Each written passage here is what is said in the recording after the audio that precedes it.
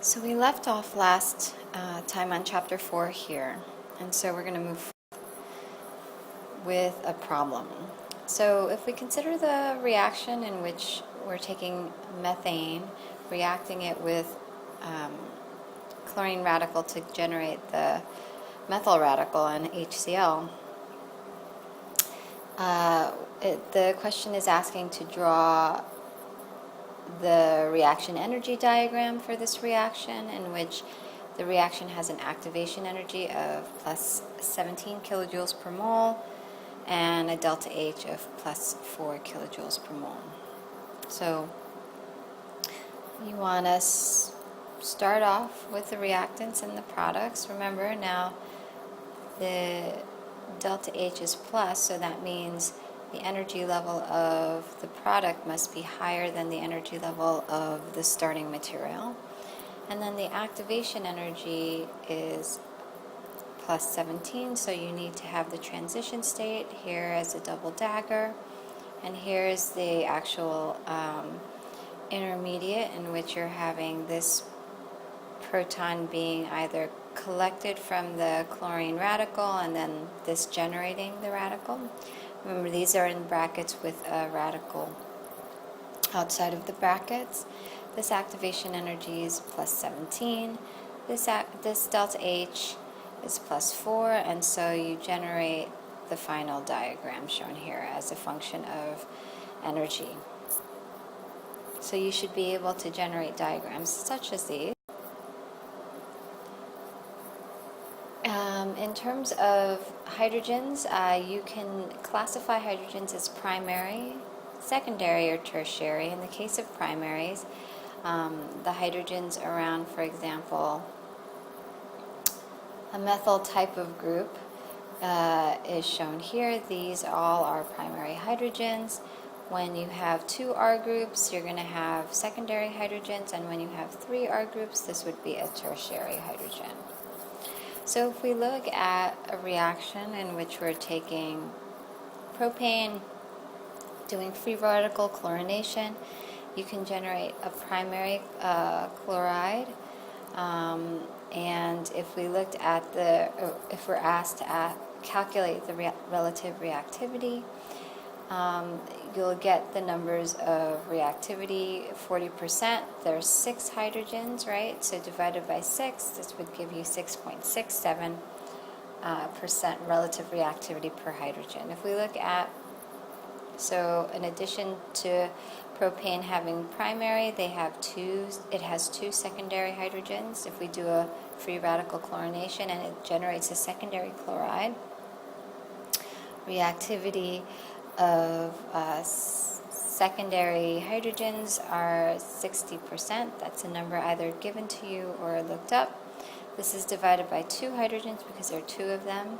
This will generate a result of 30% per hydrogen relative reactivity. So the secondary hydrogens are about 4.5 times as reactive as the primary hydrogens.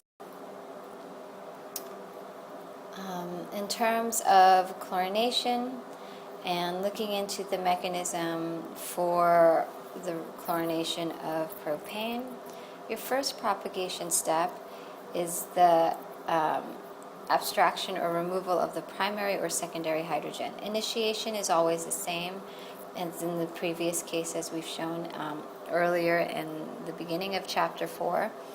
Chlorine in the presence of light will generate 2 chlorine radicals. So that radical is being reacted with propane to either generate a primary radical or secondary radical, in which the radicals resides on the primary or secondary, and producing HCl as a byproduct. Second propagation step is taking that primary or secondary radical, reacting it with chlorine to generate 1 chloropropane or 2 chloropropane and the radical. In terms of the bond dissociation energies, or BDEs, for the formation of the free radical, so formation of methyl radical, you have bond dissociation enthalpies, or BDEs, of of either 435 kilojoules or 104 kcals. In the case of propane, the primary is a delta H, BDE of 410 kilojoules, secondary 397. Tertiary radicals have a delta H of 391. So as you're going from methyl all the way down to tertiary radicals, your BDEs get lower. As a result, in terms of free radical stability, highly substituted free radicals are more stable. So this is more stable versus the tertiary is more stable versus the secondary, primary, and methyl.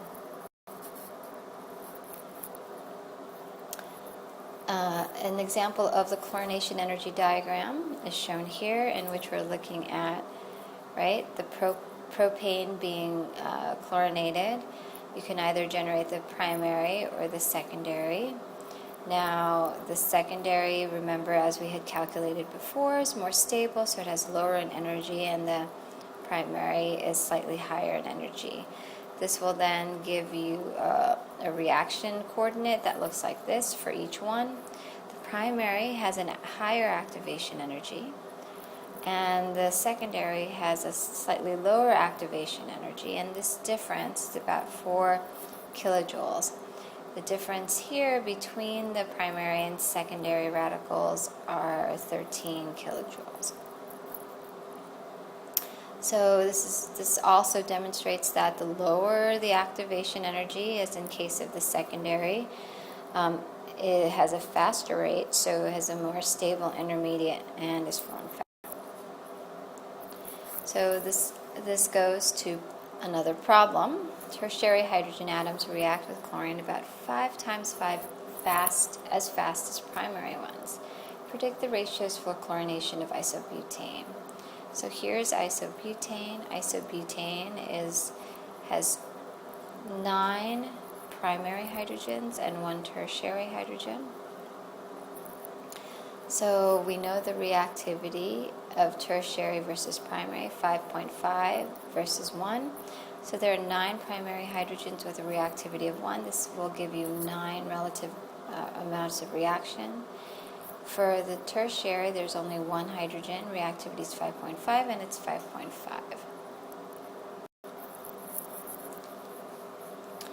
Now, even though the primary hydrogens are less reactive, there's so many of them that the primary, it becomes the major product. Unlike in the case of butane, where the propane, where the secondary was more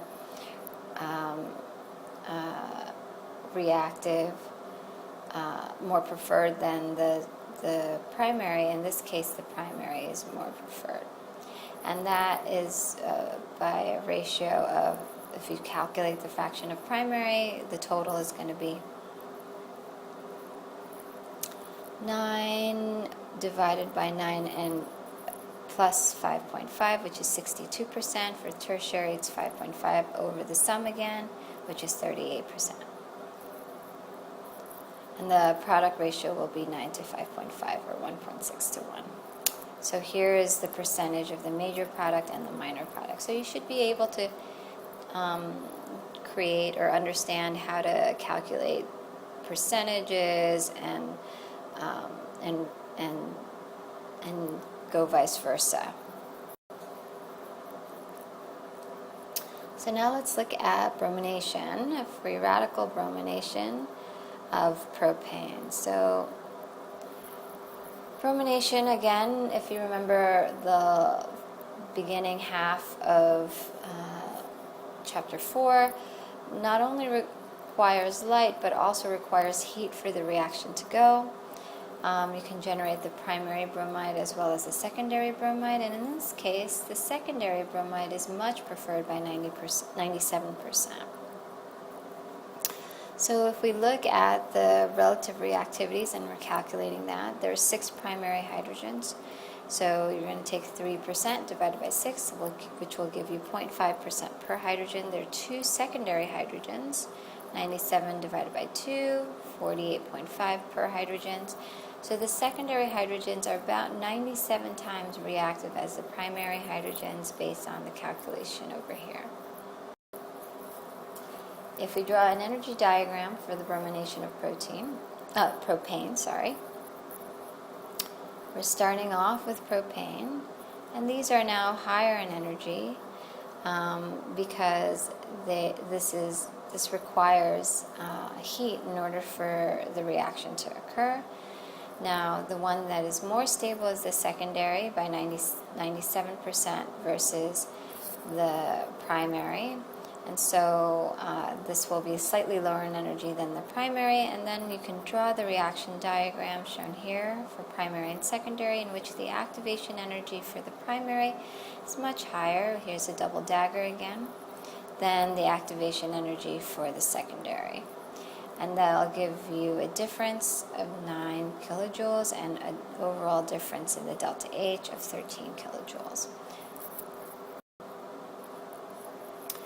So an important thing to note is the Hammond's postulate.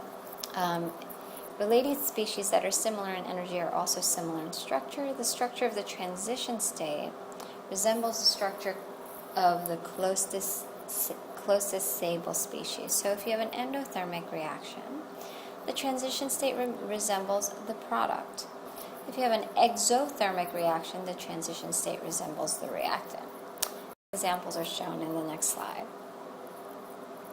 Let's look at the energy diagrams of chlorination versus bromination. So bromination we just saw, right? We saw that these were higher in energy because it's an endothermic reaction. And so the transition state, which is over here, is closest to the products. And you have a large difference in activation energy. Now, in the case of chlorination, it doesn't require heat and it is exothermic, right? So it's lower in energy. Now here, the transition state shown here is closest to the reactants, and the difference in activation energy shown here is very small.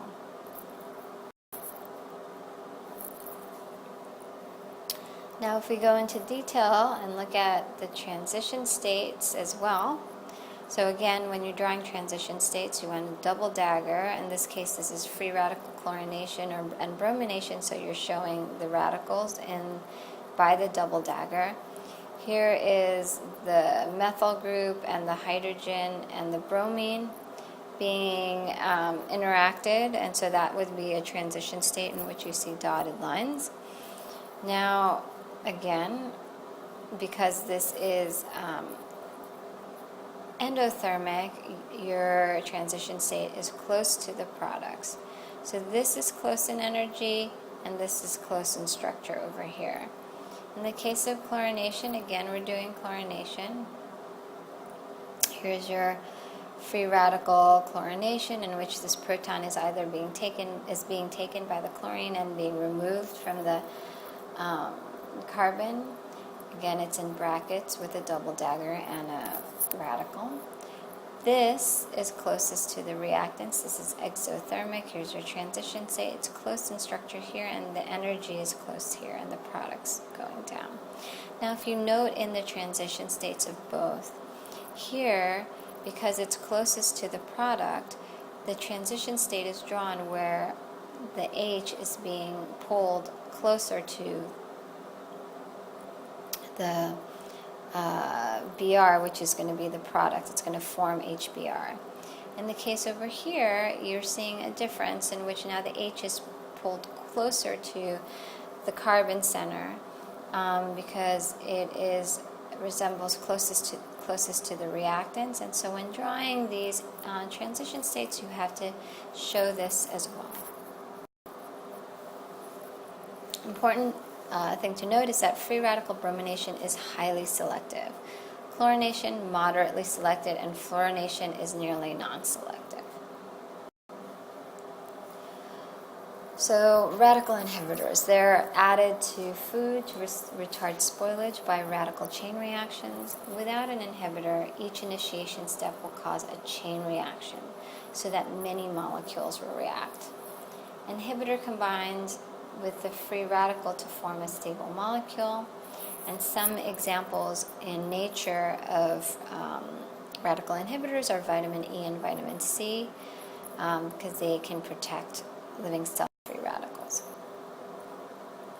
So if we look at a radical chain reaction is fast and has many exothermic steps that create more reactive radicals, so shown here, many exothermic steps. So when you add an inhibitor, right, which is I, it'll quench that. So with the inhibitor, it'll quench that, and then trying to get to the next chain is now endothermic, so it becomes slow.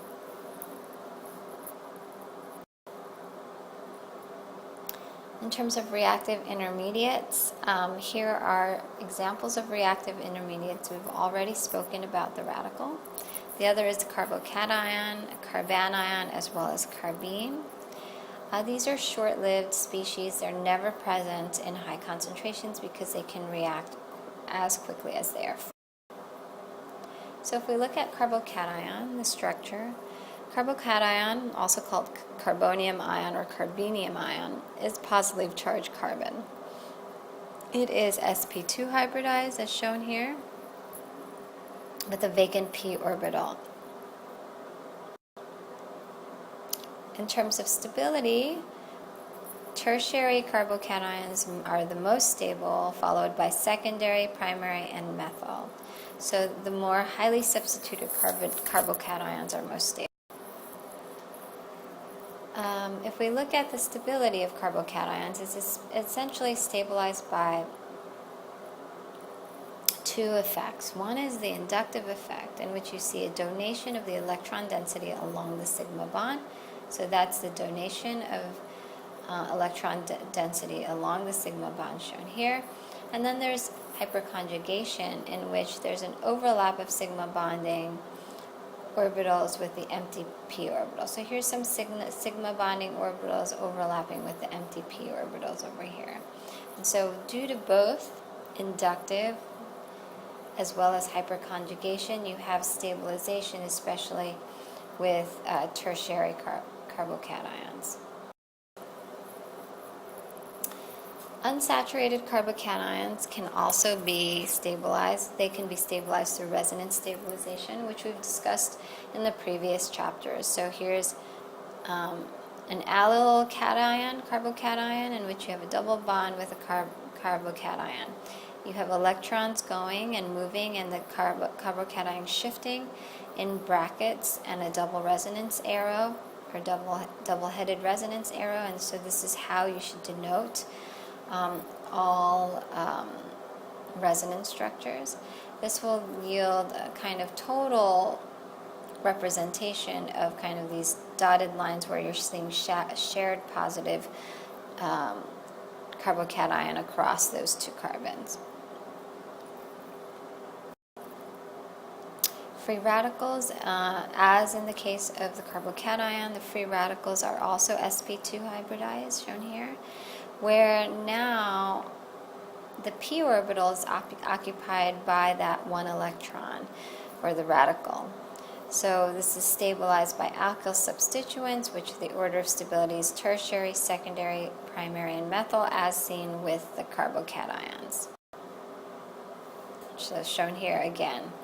Tertiary is most stable, methyl is least stable, so going from here to here, you're getting least stable.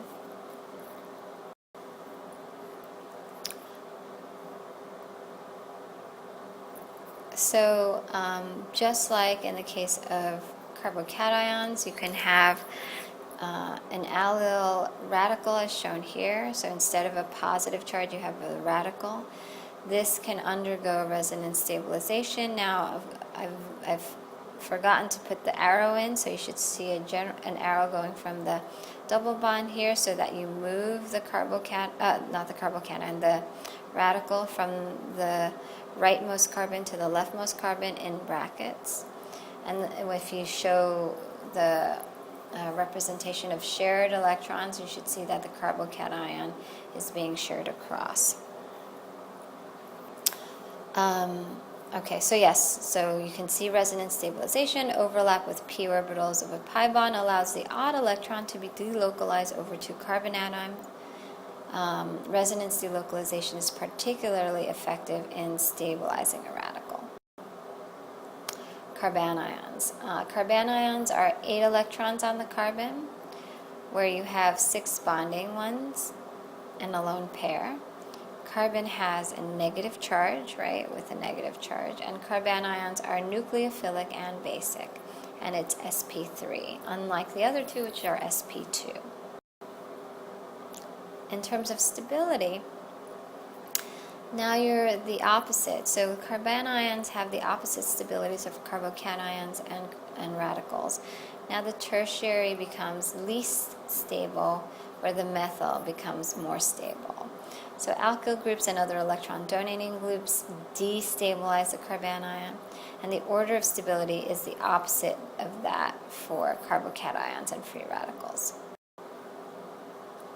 So if we look at basicity of carbanions, so if we have carbanion shown here, it'll pluck off the hydrogen from NH3. Electrons go to the nitrogen to generate the protonated structure as well as this. Now in this reaction you're showing full-headed arrows, right? So because we're not looking at radicals in this case, and you're showing breakage of bond in this case and the electrons going to the nitrogen. So carbanion has a negative charge on its carbon, making a powerful base and stronger nucleophile than even an amine. And so it can remove a proton from ammonia. Carbenes. Carbenes are sp2 hybridized, right? So here is the sp2 hybridization, in which you have non-bonding electrons paired in this sp2 orbital, and it has empty p orbitals.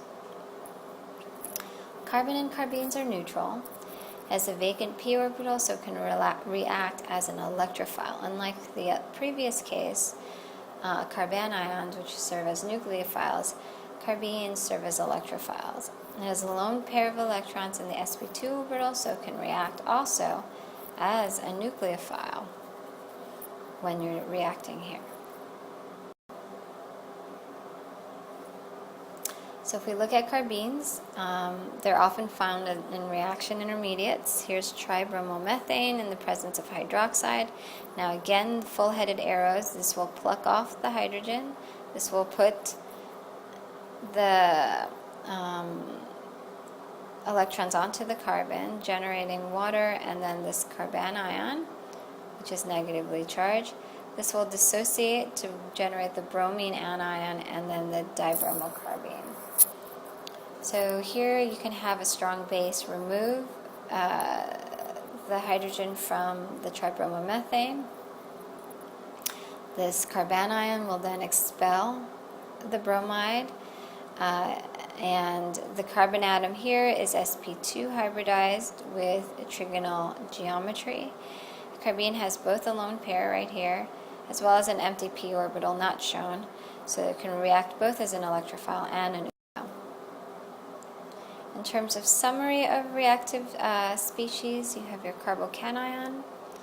The stability is always tertiary, going down to methyl.